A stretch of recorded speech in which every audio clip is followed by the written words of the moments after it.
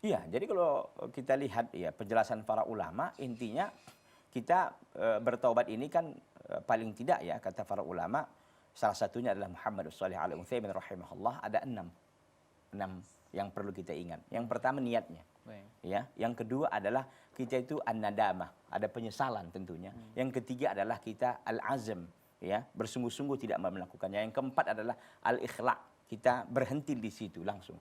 Yang kelima adalah kalau memang itu berkaitan dengan hak anak Adam maka diselesaikan.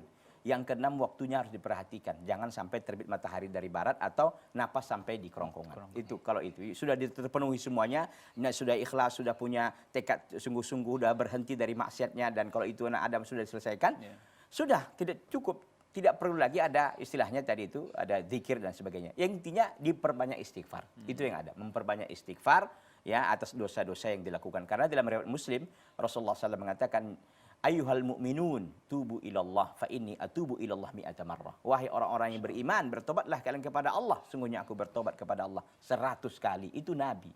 Subhanallah. Jadi oleh karena itu kita banyak bertobat, dan tidak ada sesuatu yang doa-doa tertentu atau ritual-ritual tertentu ketika orang yang mau bertobat. Yang penting niatnya ikhlas karena Allah, bukan karena yang lain, dan dibarengi dengan segera meninggalkan maksiat itu, dan diikuti dengan niat yang tekad yang kuat untuk tidak kembali lagi, dan serta ya melakukan amalan-amalan soleh dan memperbanyak istighfar kepada Allah Subhanahu wa taala.